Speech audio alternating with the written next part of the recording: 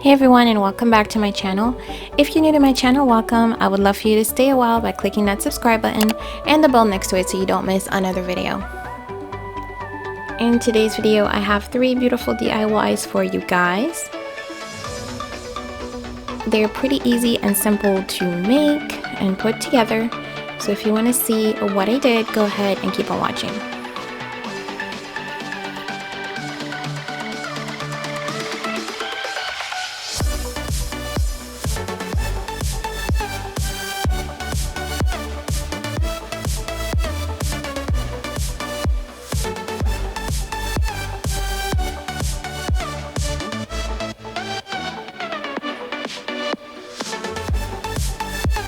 So for the first one, I'm going to be starting with this spinning game from the Dollar Tree. I found them at the register area, so I got a couple of them.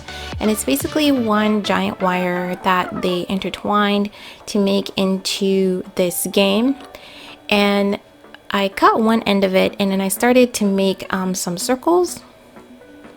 So I just measured about where I wanted to cut the second end to make my circle, and I scored it with my pliers, and then I just kind of snapped them, and I repeated this 3 times. Now if you could find some hoops already pre-made, it'll definitely be much easier. I thought these were individual hoops when I purchased them, but they weren't. So now that I had them like that, I went ahead and worked on my design, and I wanted to do this kind of like interlocked hoop design. I've seen a lot of chandeliers that have this hoop design on them, so I wanted to mimic that. And the next thing I did, the best thing I found that was going to keep them in place, was to use a zip tie. So I just tied the zip tie around, not completely 100% tight, but pretty tight. And then I started to work on the alignment because I'm gonna have to glue the back. So having the zip tie allowed me to adjust the circles so that the ends would meet. And then I just used some hot glue to put it together. Believe it or not, the hot glue is holding them in place pretty well. But if you have something stronger, I definitely recommend adding that. As usual, this is just for video purposes. So I went ahead and interconnected all of them, and then my camera stopped working, or I stopped recording, and basically I just glued them, and then I added a single flower from my flower mesh to the front just to kind of hide all that glue. And I'm adding one also to the top because zip tie is still showing at the top, so you can always go back into spray paint or whatever, and or use different gems to disguise your zip tie. So next, all I did was find a vase that was already had some bling wrap on it, and then I added a mirror at the bottom, and here's the final result.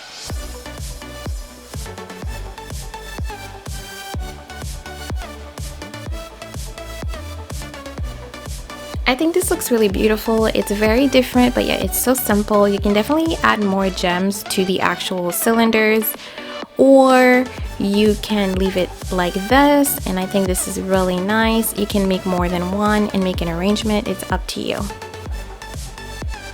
For the next DIY, I'm going to be using my Dollar Tree mirrors. I have several different shapes here, and I have some scrap bling wrap available to cover the backs. What I'm going to be doing now once I get my mirrors is immediately soak them just to get all these stickers off, because every time I have a project, there's such a pain. So I'm using this iridescent duct tape from the Dollar Tree.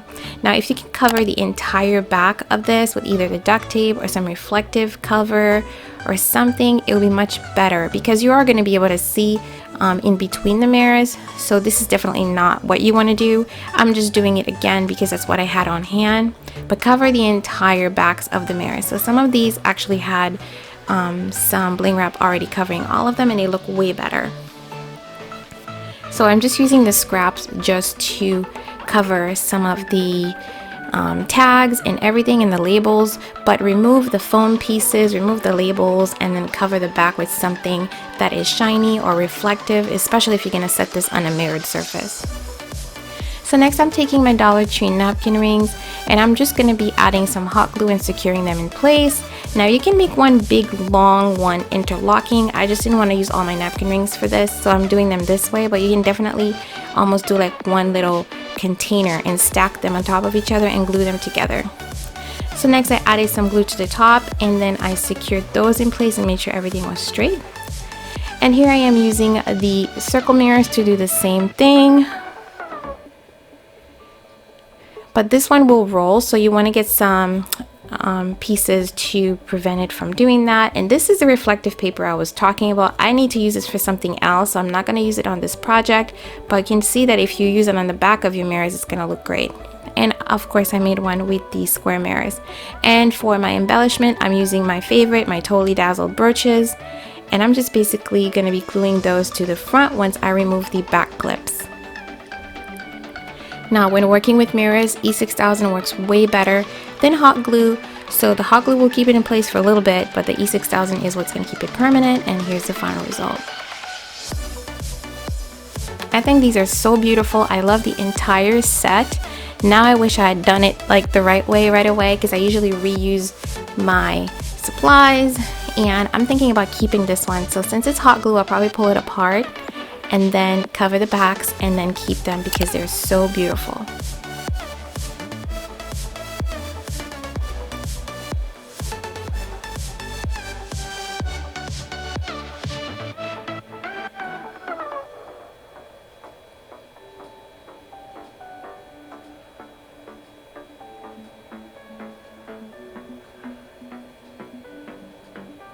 So let's move on to the final DIY. So I'm on Instagram all the time. I'm trying to grow my Instagram and I see these coffee table books on there all the time, and I wanted to get some, but I wasn't prepared to purchase them. So I have a ton of books that are just laying around that are just, we don't use them anymore. And so I decided to use those. Unfortunately, I only had 2 hardcover books, and then I had one that was like a soft cover, like a pregnancy book.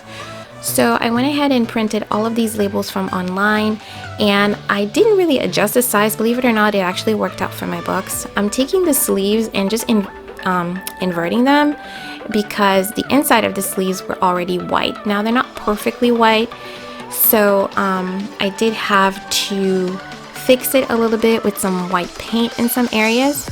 And then next, all I did was cut off my labels as close to the letters as possible. I did not have time to cut each individual label and make sure things were aligned. Honestly, at this point of this DIY, my baby was crying and I was rushing to do this.